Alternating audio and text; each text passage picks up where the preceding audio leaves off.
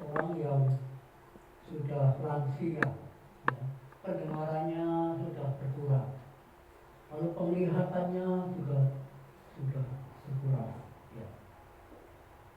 Dan waktu itu saya awalnya saya mengajar 3 orang, lalu kemudian yang 1 orang ini bekerja di luar kota, lalu tinggal 2 orang, yang 1 sudah lansia, umurnya 90 tahun lebih, yang 1 lagi masih pemuda, masih belum menikah. Lalu apa yang saya lakukan dalam komunitas itu persis sama dengan yang saya terima, ya, dari komunitas yang pernah saya alami itu, baik dengan Pak Narti, baik dengan guru-guru di Pasir Bani. Jadi saya gunakan pola itu, ya. Jadi saya memakai buku, ada buku guru gitu ya, saya pakai di situ mengajar. Lalu kemudian saya coba juga, ya saya tahu jemaat yang lansia itu memang penglihatannya kurang, jadi membacanya itu tersendat-sendat. Tetapi saya coba pakai itu pola itu sampai buku 2 selesai, gitu ya. Saya buku 2. Lalu kemudian di tengah-tengah umur saya itu rupanya ada 1 jemaat yang mungkin dia ingin berkomentar lah ya, ingin mengomentari bagaimana pola yang saya pakai dalam mengajar komunitas itu seperti yang saya alami sendiri gitu, dari guru saya. Lalu dia diam saja, tetapi dia cerita sama kakaknya ya. Nah kakaknya ini kan dengan saya kan kenal baik. Jadi dia itu memberitahu ke saya bahwa Pak Beni itu dalam mengajar itu seperti anak kecil. Jadi mengajar itu seperti anak kecil. Terus kemudian waktunya lama. Ya.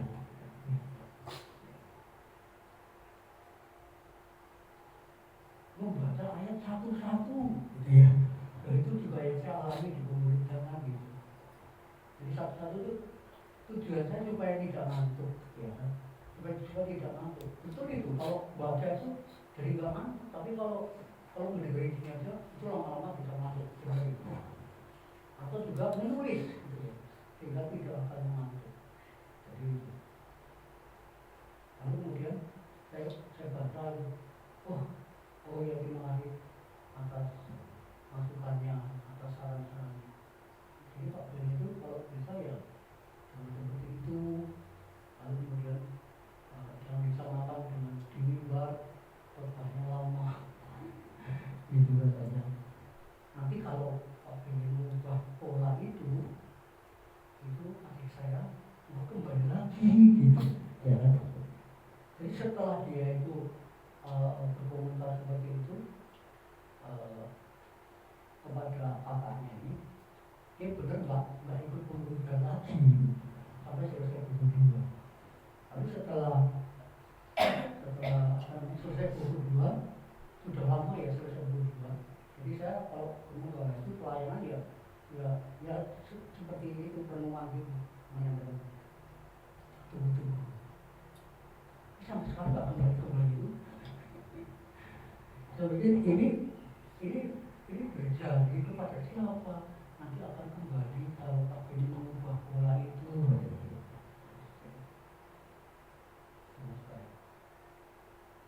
Dulu saya juga sempat timbul di hati saya, Tuhan sudah melayani begini jauh-jauh ya, dari Purwokerto ke Cipenblok itu ya, medannya seperti itu. Kayaknya ini lah, itu. Sudah, artinya saya sudah memberi yang terbaik, sudah mengajar firman Tuhan. Kok masih dikomentari dan masih kayaknya harus diubah apa gimana? Ya saya terima kritik yang membangun, saya terima. tetapi ya itu harus apa ya, selaras ya dengan apa yang dia janjikan. Bahwa yang dikasih oleh Tuhan Yesus sama juga dengan Daud. Daud itu sudah berupaya luar biasa, mengikut Tuhan, mengiring Tuhan, melayani Tuhan luar biasa. Tetapi ada sekelompok orang-orang dan banyak, terdiri dari banyak orang. Dia memusuhinya, mengkritiknya, menuduhnya luar biasa, bahkan memfitnahnya luar biasa. Apa yang tidak dilakukan oleh Daud itu dituduh yang macam-macam.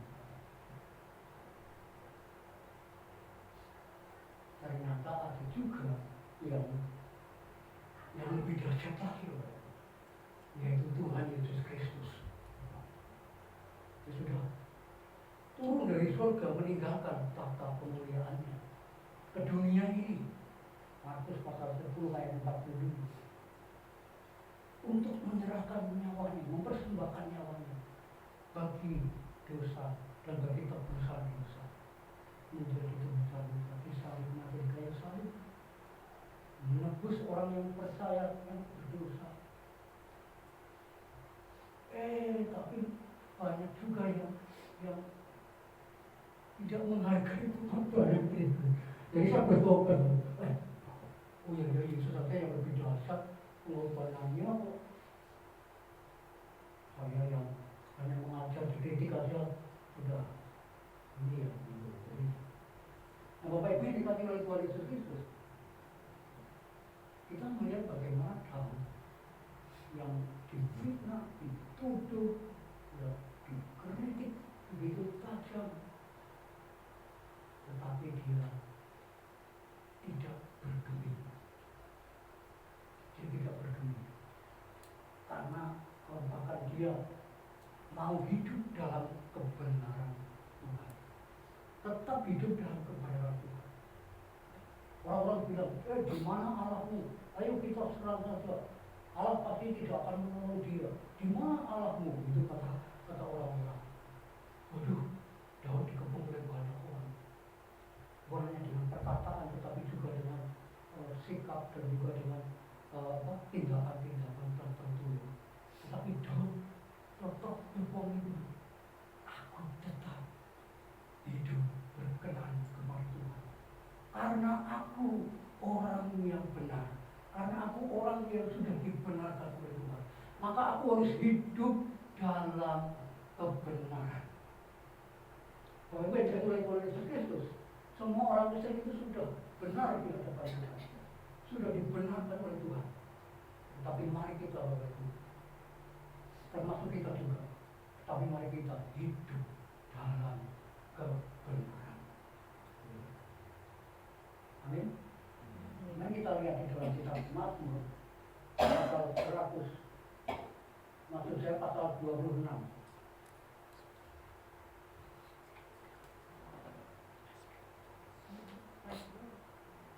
Mazmur pasal 26 ayat 1 sampai ayat 12.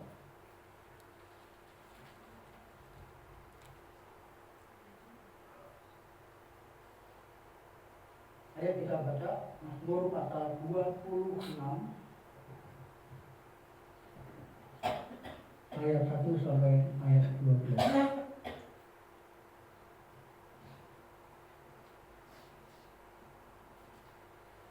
Saya membaca ayat-ayat yang tadi, Bapak Ibu sekalian, membaca ayat yang ke-6. Demikianlah bunyi firman Tuhan dari Daud. Berilah keadilan kepadaku ya Tuhan, sebab aku telah hidup dalam ketulusan. Kepada Tuhan aku percaya dengan tidak ragu-ragu. Ujilah aku ya Tuhan dan cobalah aku, selidikilah batinku dan hatiku. Sebab maka aku tertuju pada kasih setiamu, dan aku hidup dalam kebenaran-Mu. Aku tidak duduk dengan penipu, dan dengan orang munafik aku tidak bergaul. Aku benci kepada perkumpulan orang yang berbuat jahat. dan dengan dalam hati aku tidak duduk.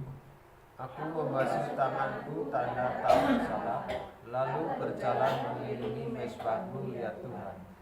Sambil memperdengarkan nyanyian syukur dengan nyaring dan menceritakan segala perbuatanmu yang ajaib. Tuhan, aku cinta pada rumah kediamanmu dan pada tempat kemuliaanmu bersemayam. Janganlah mencabut nyawaku bersama-sama orang berdosa, atau hidupku bersama-sama dengan penumpah darah, yang pada tangannya melekat perbuatan mesum, dan yang tangan kanannya menerima suapan. Tetapi aku ini hidup dalam ketulusan. Bebaskanlah aku dan kasihanilah aku. Kakiku berdiri di tanah yang rata, aku mau memuji Tuhan dalam jemaah. Amin. Bapak-bapak yang dikasih oleh Tuhan Yesus, sekilas bahwa Daud itu adalah seorang penyair, seorang pemuji Tuhan, seorang penyembah, seorang penari, seorang pemain musik, ya, dan yang lainnya. Itu Daud, seorang pemimpin juga. Pun itu tidak lepas dari kritikan, dari tuduhan, dari fitnah orang-orang yang tidak suka dengan dia. Tapi yang saya suka dengan Daud adalah dia punya komitmen yang sangat luar biasa. Di dalam ayat yang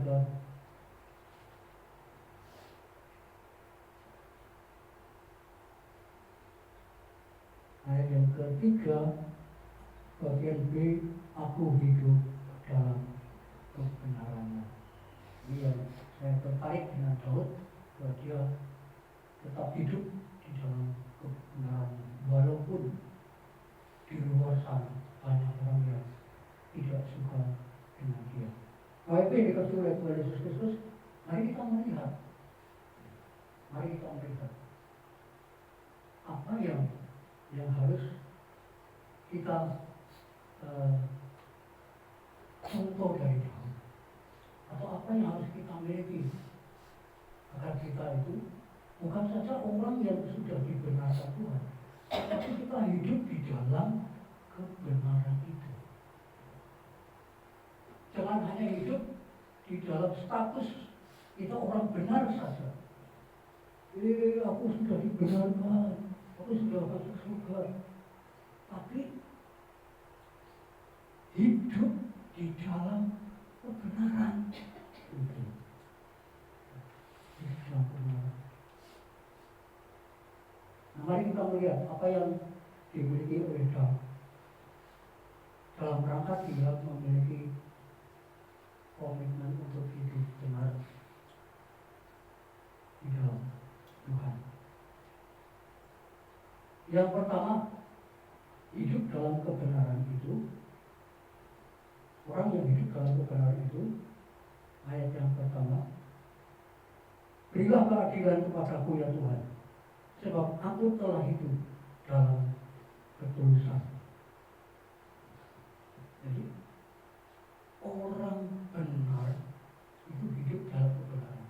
Nah, hidup dalam kebenaran itu adalah hidup dalam ketulusan hati. Hidup dalam ketulusan hati. Bapakku yang dikasihi oleh Tuhan Yesus Kristus, hidup dalam ketulusan itu artinya apa? Tanpa kepalsuan. Tidak mendua hati.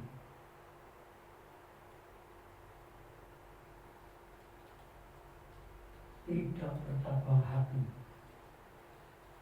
Kali Yesus, selamanya Yesus, harapanku, engkau hilang.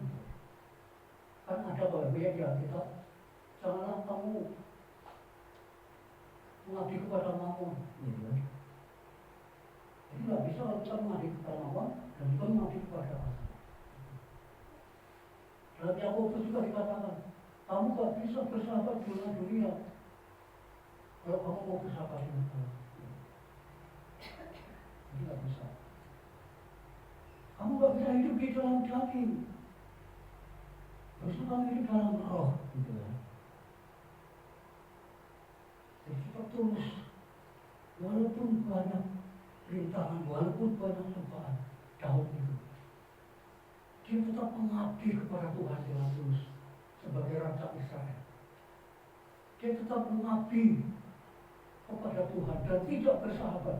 Dalam ayat-ayat di bawahnya itu, Daud bilang, aku tidak bergaul dengan orang dunia.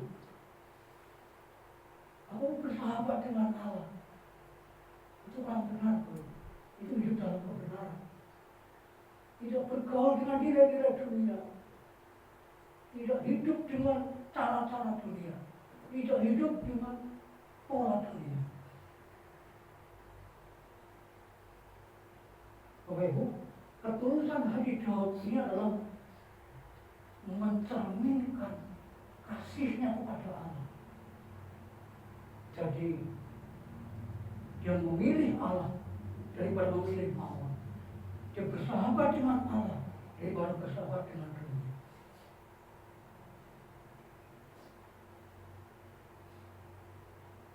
Bapak Ibu yang dikasih oleh Tuhan Yesus Kristus, hidup tanpa kepalsuan itu berarti tidak memakai topeng.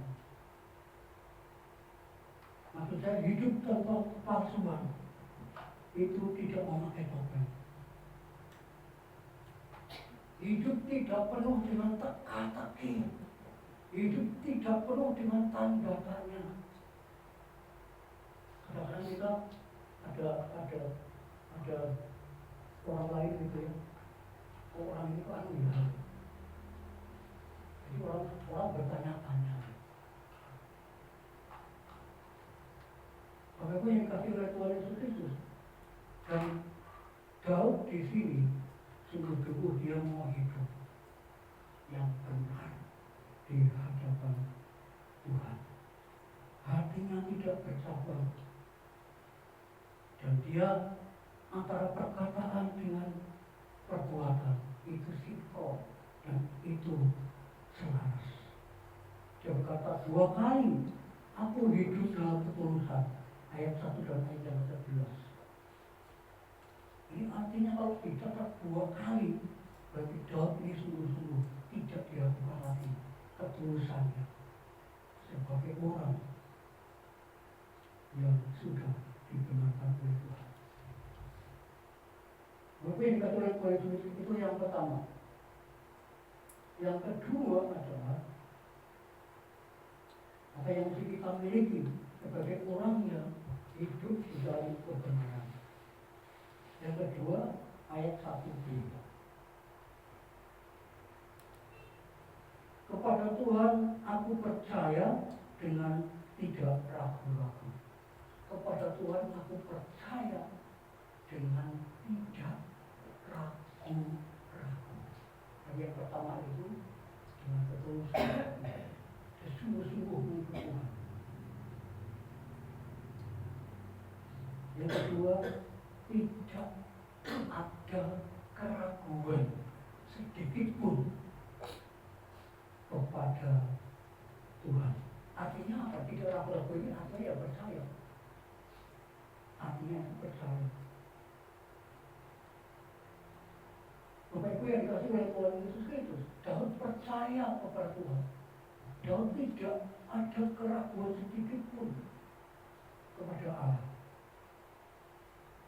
Dan ini merupakan satu kebenaran yang luar biasa karena Daud itu menempatkan dirinya di bawah kuasa Tuhan, di bawah otoritas Tuhan, di bawah kedaulatan Tuhan.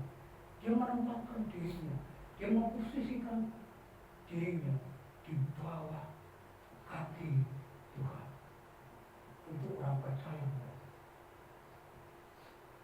Bapak Ibu yang dikasihi oleh Tuhan Yesus Kristus, kebalikan daripada orang yang tidak ragu-ragu, itu adalah khawatir. Khawatir itu sama dengan ragu-ragu. Jadi kalau kita ada kekhawatiran, itu sama dengan ragu-ragu. Artinya tidak percaya. Dalam Injil Matius pasal yang ke-6 dikatakan orang yang khawatir itu tidak bisa menambah usia, menambah dalam hidupnya, menambah umur. Nah biasanya orang kalau dikuasai kekhawatiran itu lama-lama akan drop. Ya. Kalau dikuasai, tapi kalau hanya khawatir itu tidak. Bapak Ibu yang dikasihi oleh Tuhan Yesus Kristus, Daud tidak ragu-ragu kepada Tuhan dan Daud percaya betul kepada Tuhan akan pemeliharaan Tuhan. Mengapa? Karena Daud percaya bahwa Allah itu pembela. Ayat yang satu tadi yang sudah kita baca dikatakan di situ, berilah keadilan kepadaku ya Tuhan. Daud minta keadilan kepada Tuhan. Berarti Tuhan itu posisinya adalah hakim. Dan maka Daud itu sungguh-sungguh tidak ragu-ragu. Karena Allah itu adalah pembela. Allah itu adalah advokat. Allah itu adalah lawyer yang memberikan kepadaku keadilan. Itu dasar Daud, tidak ragu-ragu. Yang kedua adalah janji Allah. Allah berjanji, kalau Allah berjanji itu tidak akan mungkin diingkari. Karena Tuhan itu setia pada janjinya.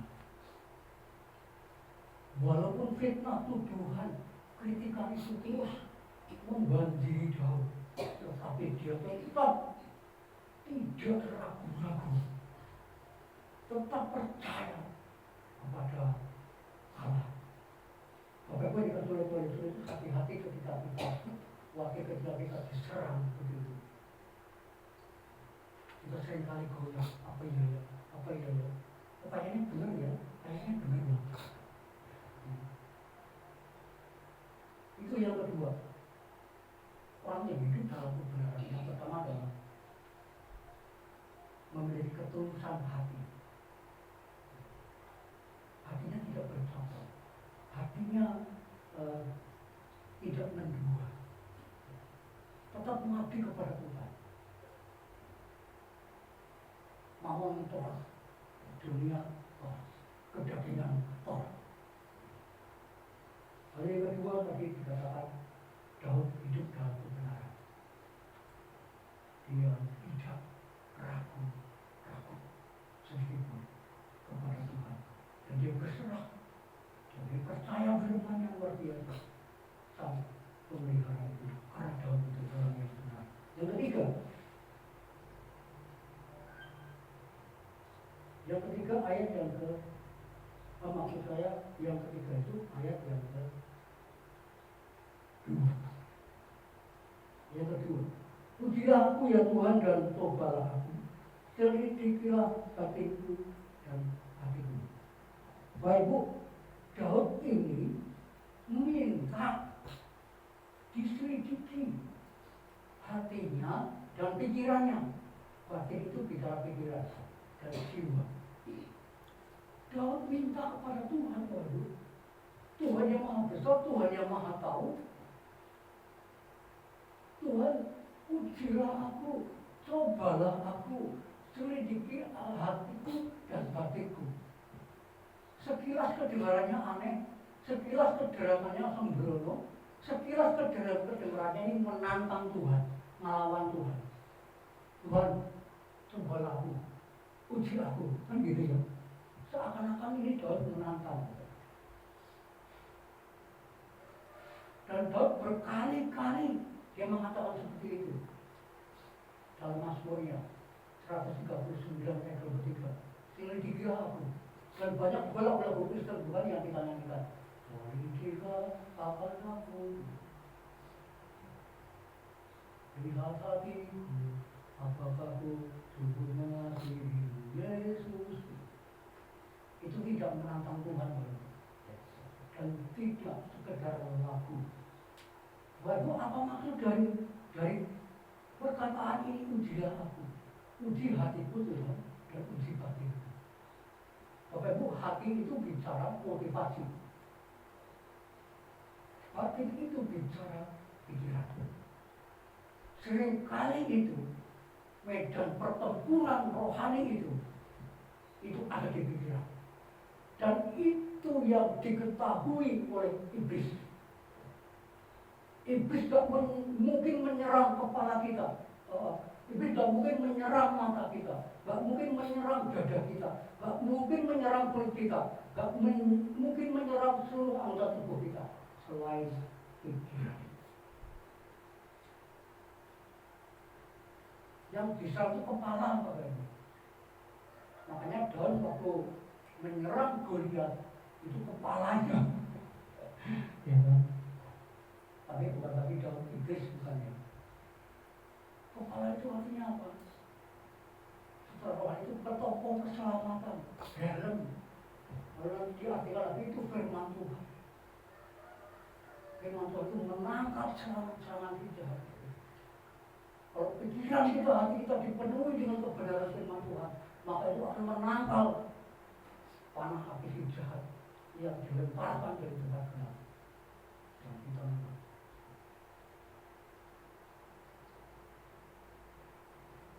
Ini tidak menangkap. Jadi yang ketiga ini, Daud menyenangkan Tuhan. Orang yang hidup dalam kebenaran, yang berkomitmen ya, yang mau berkomitmen hidup dalam kebenaran, itu adalah menyenangkan Tuhan. Menyenangkan Tuhan di mana ya? Jadi Tuhan itu melihat motivasi hati. Tuhan melihat kedalaman hati. Tuhan seringkali kita melihat ya, Tuhan tidak melihat manusia kan, tidak melihat fisik, tapi Tuhan melihat hati. Artinya Tuhan melihat karakter. Tuhan suka dengan karakter. Orang yang karakternya tidak baik itu bisa sukses Bapak Ibu. Termasuk hamba Tuhan itu bisa sukses dalam karakter yang tidak baik. Tetapi Tuhan itu suka dengan karakter. Dan Daud tahu.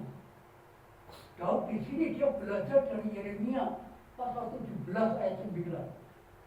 Di sana mengatakan, hati manusia itu adalah licik.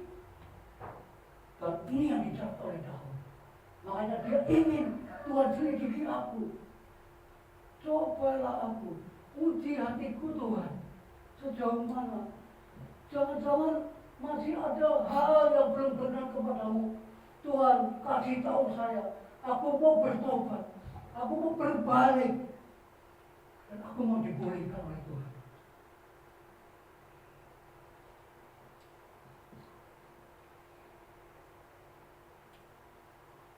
Pikiran itu tadi bos. Karena pikiran kita itu tidak selaras dengan pikiran Tuhan. Jadi hati dan pikiran kita itu akan menghasilkan suatu produk yang menyenangkan Tuhan. Itu maksud saya. Kalau hati pikiran kita beres, produknya adalah beres. Dan itu yang menyenangkan Tuhan. Banyak orang sukses menyenangkan manusia, menyenangkan sesama, berarti para menteri, pejabat. Sukses, bangsa ini senang, tapi belum tentu Tuhan. Karena dia mengerjakannya dengan karakter yang gak berkenan kepada Tuhan. Bahkan motivasinya korupsi, gak bisa Bapak. Ini Bapak kita belajar dari Daud. Sebelum kita menghasilkan sesuatu yang indah, mari bereskan hati di hadapan Tuhan.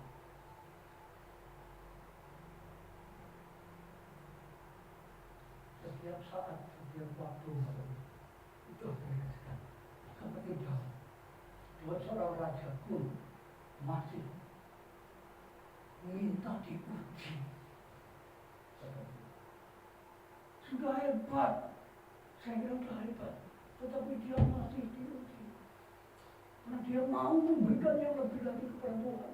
Dia mau mempersembahkan yang lebih lagi dan menyenangkan hati Tuhan. Itu yang ketiga. Hal yang keempat. Jadi khotbah ini tidak seperti ilmu berkhotbah.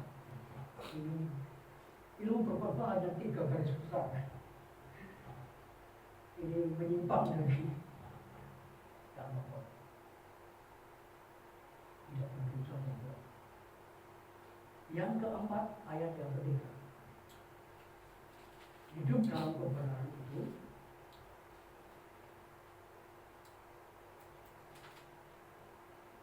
sebab mataku tertuju pada kasih setiamu. Sebab mataku tertuju kepada kasih setiamu. Lalu orang yang hidup dalam kebenaran itu fokusnya itu kepada kasih setia Tuhan.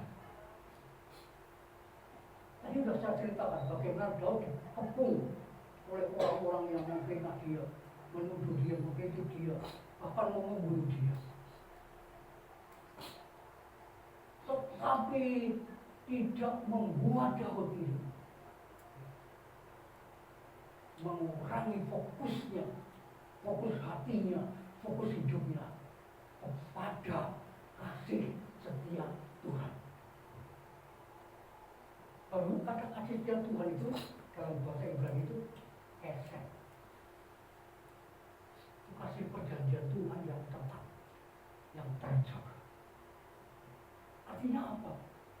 Dalam sejarah manusia, sejarah dunia ini, Tuhan tidak pernah berdiam diri. Artinya pertolongan Tuhan khususnya kepada bangsa Israel itu luar biasa. Ketika diperbudak di Mesir, ketika diperbudak di tanah pembuangan, bahkan ketika mau masuk tanah Kanaan, luar biasa sekali.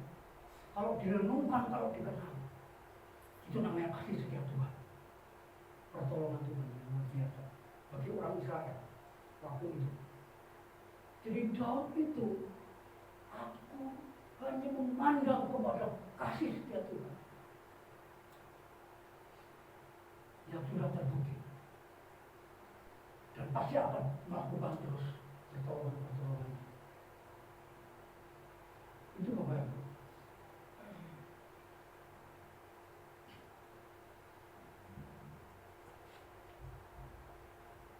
Lalu kemudian hasilnya apa Pak Ibu?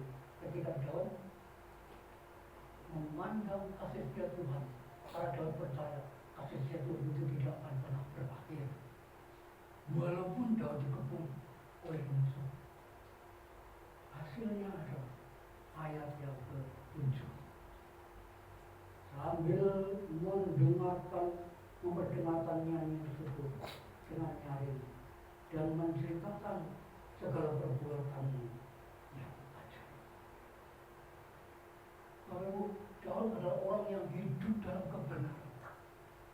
Walaupun dikepung oleh banyak orang, dia tetap tulus dalam hidupnya. Dia tetap tidak ragu-ragu kepada Tuhan. Dan dia tetap menyenangkan Tuhan. Dan dia tetap memandang kepada kasih karunia Tuhan.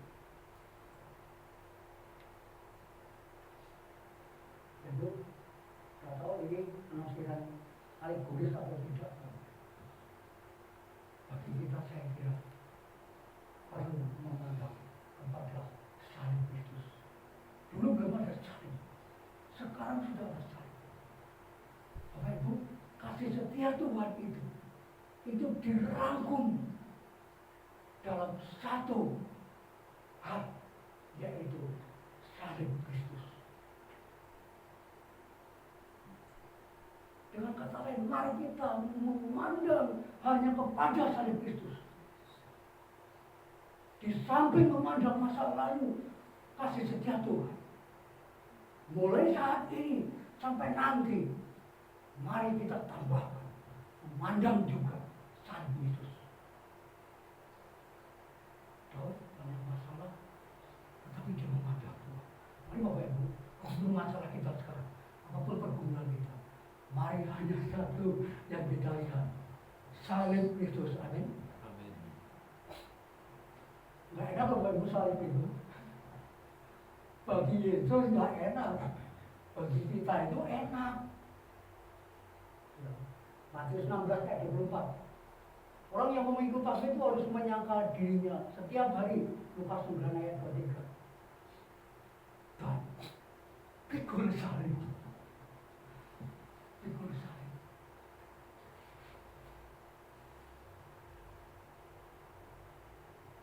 Salib dan kehidupan orang percaya. Orang percaya itu terhadap salib.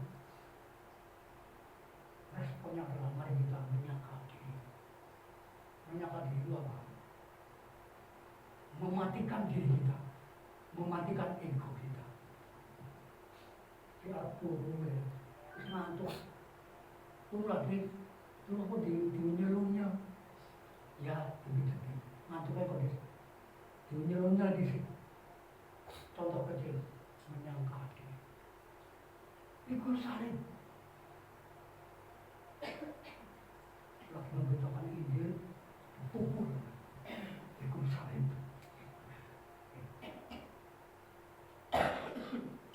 Dan mari kita bangga kepada salib itu. Karena itu adalah orang yang hidup dalam kebenaran. Sekarang yang selanjutnya tadi sudah saya katakan, hasilnya adalah memuji Tuhan. Dalam memuji Tuhan. Bapak Ibu dan saya memuji Tuhan, saya kira karena salib itu. Karena salibmu, hidup, ya, mana ada mujizat di sana, ya. Jadi karena salib, memuji Tuhan, karena salib, memuji Tuhan bagi Daud pada waktu itu, ini adalah merupakan tindakan setelah Daud memandang kasih setia Tuhan. Kalau Bapak Ibu setelah memandang salib, merenungkan, mempelajari, aku jadi diselamatkan oleh salib itu. Jadi kita harus memuji Tuhan. Bapak Ibu, Daud memuji Tuhan itu. Daud berdoa kepada Tuhan itu. Kata para anak doa berantai 7 kali sehari. Mazmur 119 ayat 164. Aku memuji Tuhan 7 kali sehari. Ini tradisi orang Yahudi. Berdoa 7 kali, memuji Tuhan 7 kali. Bukan soal sering atau tidaknya, tetapi karena memandang kasih setia Tuhan, karena memandang salib itu, maka Daud itu berbondong-bondong. Maka tadi saya katakan Daud itu penyair, pemazmur. Dia membuat mazmur. Ini menghargai bagaimana perenungan Daud, doa Daud kepada Tuhan. Menyembah Tuhan dan memuji. Bapak Ibu yang dikasih oleh Tuhan itu, kita berdoa kepada Tuhan. Tuhan ujilah aku. Jangan takut kalau mengatakan itu. Kalau Bapak Ibu ingin semakin sungguh-sungguh di hadapan Tuhan, jangan takut berkata, Tuhan uji aku, Tuhan cobalah aku. Jangan takut, itu bukan menantang Tuhan. Mungkin kalau konsep perjanjian lama itu memandang ke atas itu tidak boleh, karena Tuhan itu Maha Kudus. Ya.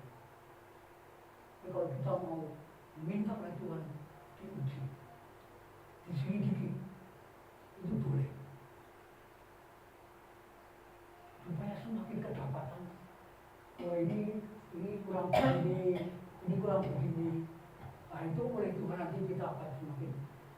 Kalau itu sering dilakukan, kita akan semakin hari semakin menyerupai anaknya, Yesus Kristus. Lalu dalam kitab Roma dikatakan bahwa Tuhan mengharapkan kita ketika Yesus datang ke dunia ini menjemput saleh-salehnya, kita itu diharapkan menyerupai anaknya yang kekasih. Jadi jangan hanya hidup senang sebagai orang yang sudah dibenarkan dan diselamatkan. Kita perlu hidup di dalam kebenaran. Tuhan tidak menciptakan kita untuk kita diselamatkan saja dan berhenti. Bapak Ibu dan saya akan hidup di surga bersama Tuhan. Jadi kita mesti menyangkal diri dan pikul salib. Itu kuncinya. Orang yang hidup dalam kebenaran. Mari kita berdoa. Bapak Ibu di dalam sikap berdoa, mari kita kursi.